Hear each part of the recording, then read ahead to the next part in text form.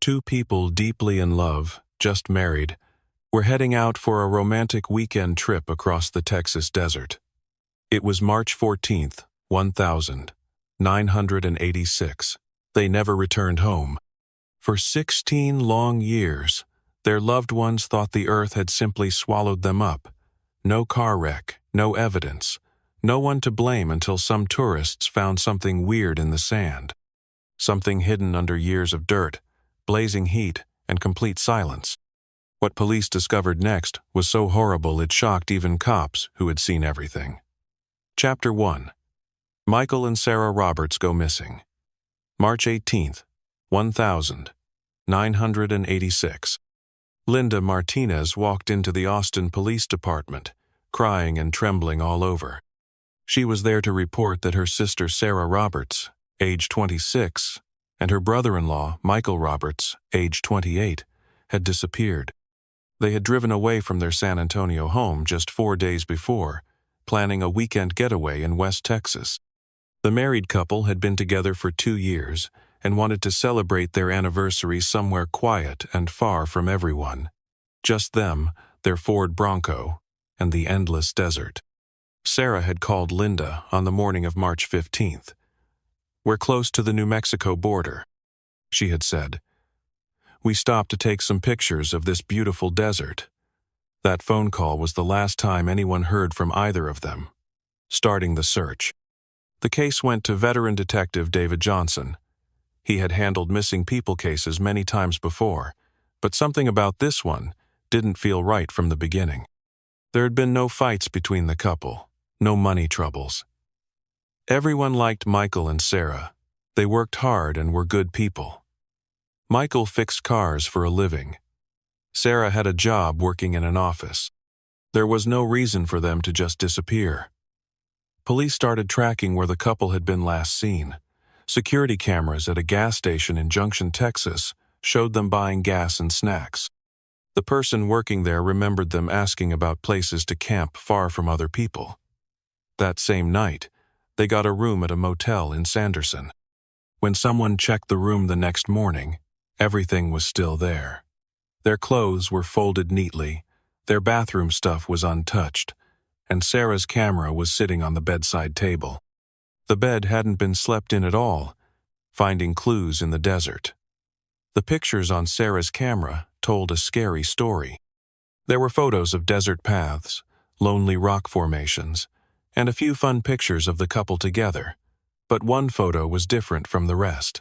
In that picture, Sarah was pointing at some sand dunes. Behind her, barely visible in the distance, was another car parked far away, a car that wasn't theirs. The photo had been taken just as the sun was setting. It was the last picture ever taken of Michael and Sarah Roberts while they were still alive. Someone saw what happened. For the next 2 weeks, investigators searched everywhere in the area. They found nothing until a local restaurant worker finally came forward to tell what she knew. Rosa Patricia Williams worked as a waitress at a diner in Sanderson. She remembered seeing a woman who looked like Sarah being forced into a pickup truck outside the restaurant around 10:00 at night on March 14th.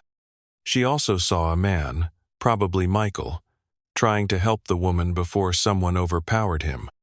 Williams was scared to report what she saw earlier because of her immigration status, but she had written down part of the truck's license plate, RX-7, and something else. This was the first real clue they had. The bad guy appears. Police searched all over the state for vehicles and found a 1983 Ford pickup truck registered to Kenneth Dale Morrison, a criminal who had been convicted before for kidnapping and sexual assault. Morrison was 42 years old and was supposed to be on parole in March 1986. When police finally found him weeks later at a remote campsite near Big Bend, his truck had bloodstains that matched Sarah's blood type. They also found ropes, shovels, and pieces of clothing that matched evidence from where the kidnapping happened. At first, Morrison said he didn't do anything wrong. Then his story started to change. Chapter 2.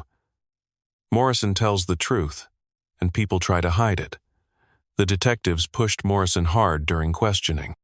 For 2 whole days, Morrison wouldn't answer any questions. Then, on the 3rd day, he broke down. Sitting in a cold room with no windows, he whispered 5 words. They never left the sand.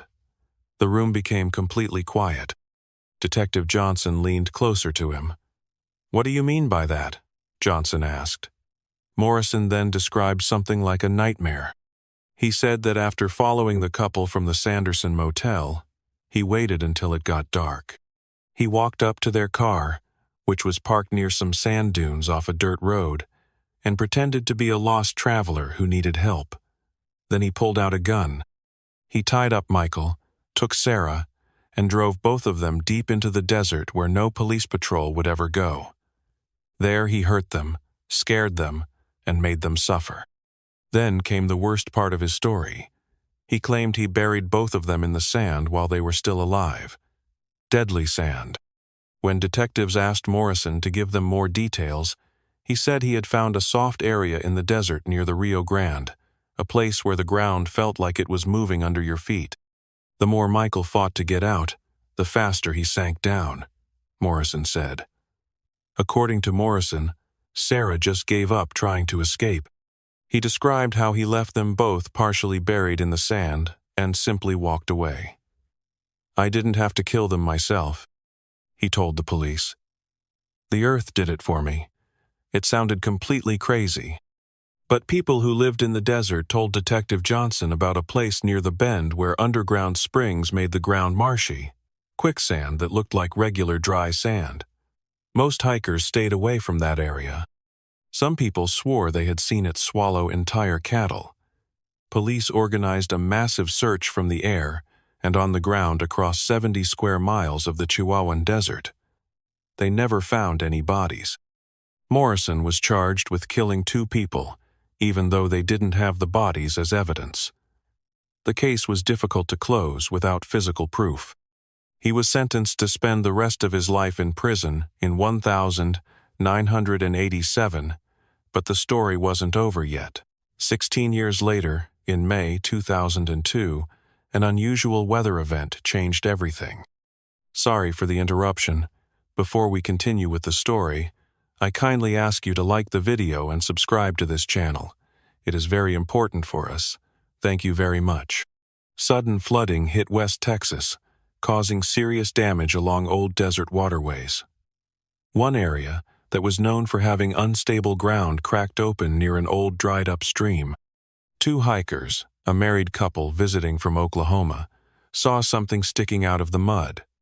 At first, they thought it was a piece of old wood. Then they realized it was a human jawbone.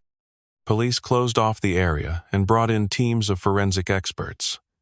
Within 2 days, they had dug up 2 skeletons that were almost completely intact. DNA testing proved it. They had found Sarah and Michael Roberts, still wrapped in torn canvas rope. What the ground had kept safe. The condition of the bodies amazed the forensic scientists. Because the ground had stayed cool and had no oxygen for almost 20 years, the remains had been partially preserved like mummies. Michael's hands showed bone breaks that proved he had tried to fight back. Sarah's rib cage had 1 broken rib and a small crack at the bottom of her skull.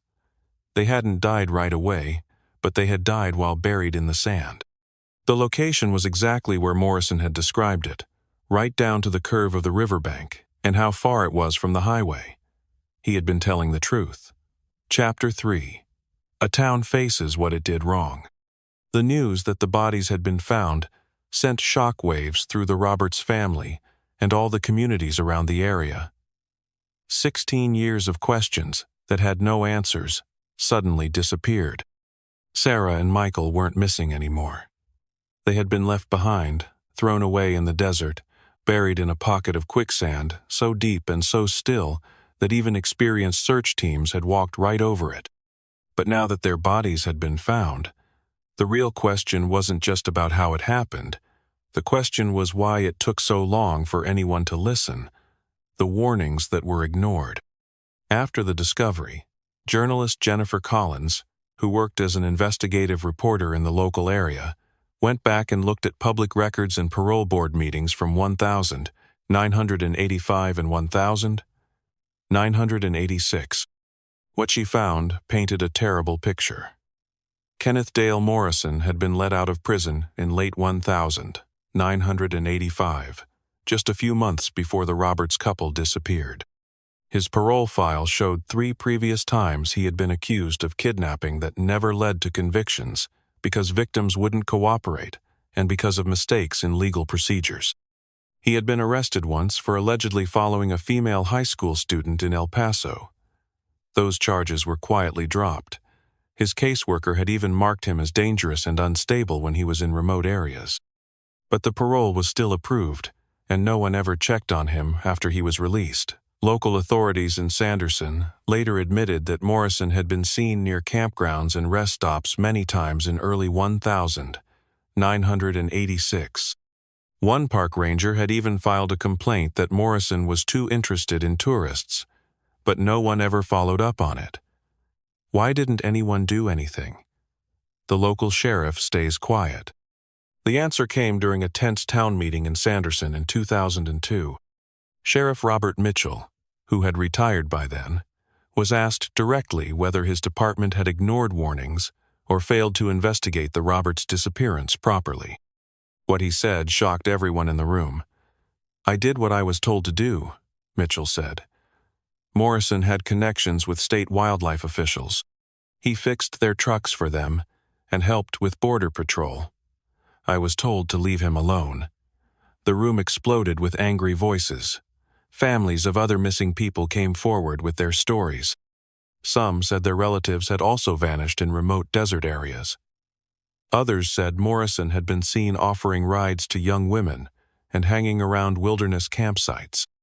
What people had once dismissed as rumors now felt like evidence that had been ignored. A mysterious letter. Then came the final piece of the puzzle.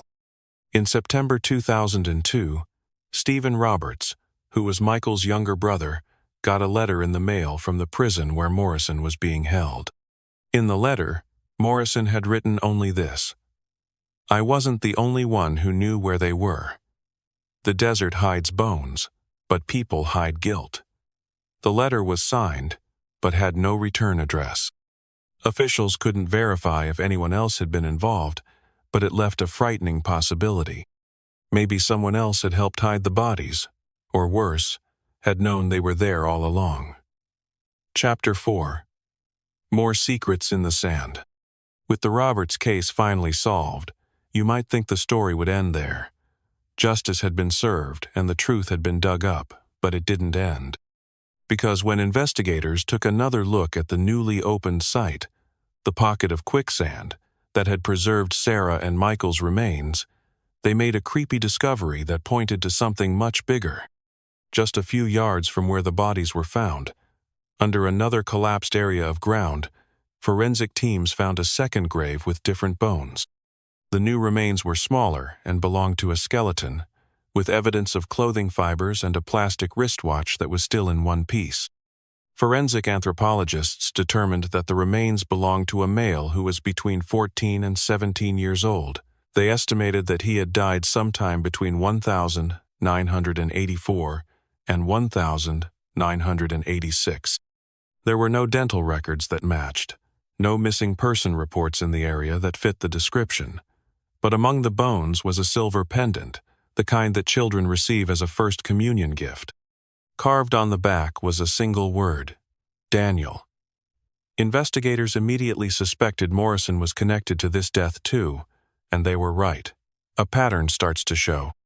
Cold case investigator Catherine Thompson, who had worked on the Roberts case during the original investigation, had kept detailed notes about everything.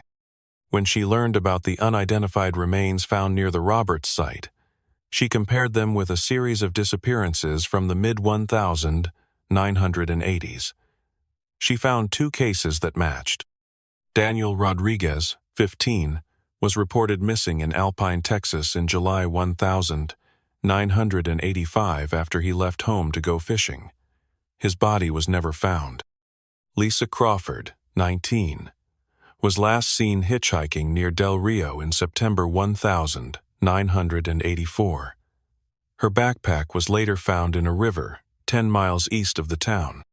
Both had gone missing within the same 80-mile area where Morrison was known to set up camp. Neither had been connected to him before. But now, Daniel's pendant and the discovery of the second grave changed everything. Many victims. One killer. Thompson investigated further. In just 3 years, 7 young people had disappeared in that stretch of Texas desert. All between 1,983 and 1,986. Some were dismissed as runaways. Others were poorly investigated. But now, with Sarah and Michael's case reopened, all those files were brought back for review.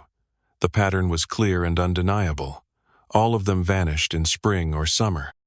All were last seen near wilderness roads, rest areas, or border roads. All disappeared during years when Morrison was confirmed to be wandering around West Texas without strict parole supervision. One man, one region, years of missed warning signs. And only now was the full extent of what he had done beginning to emerge. The confession that never happened. Authorities asked the prison warden for permission to question Morrison one last time. But in a cruel twist of timing, Morrison suffered a stroke 2 weeks before the scheduled meeting, leaving him mostly unable to speak. He would never answer questions again, never reveal how many people he had taken, never tell what he had buried or where. He died in January 2003, taking all his secrets with him, but the sand still held the evidence. Chapter 5. The Desert Remembers Everything. After Kenneth Dale Morrison's death in early 2003, the investigation into his past took a new form, one led not by detectives, but by the families of the missing people, journalists, and the community that had once looked the other way. The story of Michael and Sarah Roberts, 2 people who were once thought to have simply vanished in the wilderness, had broken open a dam. Now, every old case file was being read again. Every rumor was being checked. The desert had given up its silence, and people were finally listening, remembering the forgotten people. Daniel Rodriguez's family, who had moved to El Paso long ago, returned to Alpine to hold a memorial service after DNA testing confirmed that the second set of remains belonged to him. They buried what was found in a small ceremony near the Rio Grande, just downstream from where the Roberts couple had been discovered. There was no coffin, just an urn, his first communion pendant, and a photo of Daniel holding a fishing pole when he was 13 years old. The inscription on his grave marker read, "The desert kept you, but not forever." His mother, Gloria, said something that few people could forget. "I used to believe the desert was where people vanished," she said. "Now I know it's where truth waits. New policies and lasting impact." Because of growing pressure from the public, the Texas legislature created new rules for missing person investigations in rural areas, especially those involving parolees or known criminals with histories of violence. Called the Roberts Reform, the new law expanded investigative resources, required long-term tracking of parolees, and mandated independent review of cold cases every 5 years. For many families, it came too late, but for others, it represented the one thing that hadn't existed in 1986, accountability, the final journey. Stephen Roberts returned to the desert in late 2004, following the same path his brother and sister-in-law had taken 18 years earlier. He reached the same cracked, sun-damaged area where their remains had been uncovered. There he put up a small steel marker. It read, "Here lies silence undone, found, not lost, loved, not forgotten." For the first time in years, the desert felt quiet, not empty, just still, like it had said what it needed to say. Did you enjoy this story? If you saw someone being forced into a truck against their will, would you call the police immediately, or would you be too scared to get involved? Let us know in the comments below. If you liked the story, subscribe to this channel and leave a like. Speaking up when you witness a crime could save a life. Thanks so much for listening. See you in the next video. Have a great day.